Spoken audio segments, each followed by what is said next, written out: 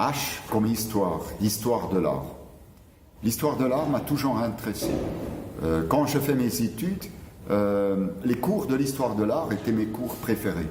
J'adorais assister aux cours de Dr. Brecker, qui nous a appris, qui nous a enseigné l'histoire de l'art, notamment à travers les suprématistes et constructivistes russes. J'adorais ça. J'ai beaucoup appris avec Dr. Brecker et l'histoire de l'art où j'ai pu profiter. L'histoire de l'art est quelque chose qui ancre un travail, qui donne un travail, un travail d'artiste, qui donne un travail d'artiste une perspective, ou qui lui donne un corps et qui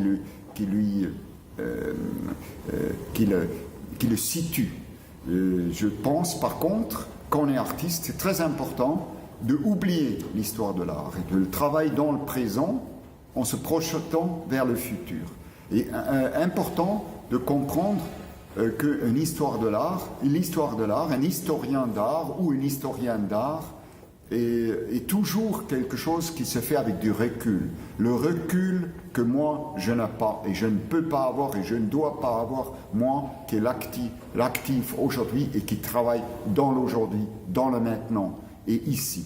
C'est pour ça qu'il faut faire la distinction entre une histoire de l'art et un travail qui se fait dans le moment. Être toujours conscient de l'histoire de l'art, même vouloir inscrire le travail dans l'histoire de l'art, laisser une empreinte, laisser une trace dans l'histoire de l'art, évidemment, c'est un objectif, je pense, pour moi et pour chaque artiste.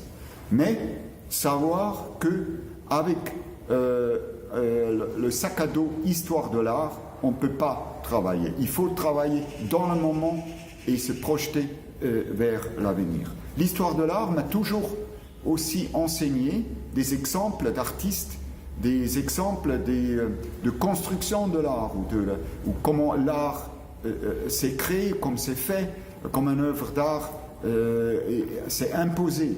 Et c'est là où c'est passionnant, et moi j'ai aimé, notamment au début de mon temps ici à Paris, aller dans les bibliothèques, notamment la bibliothèque du Centre Pompidou, pour lire des livres de l'histoire de l'art, lire des récits sur les biographies des artistes, lire des histoires sur des œuvres d'art. Pour moi, c'était toujours un encouragement de lire l'histoire de l'art et de lire comment les artistes avaient dû lutter pour leur travail, pour la compréhension du travail et aussi pour que le travail peut s'inscrire justement dans l'histoire de l'art.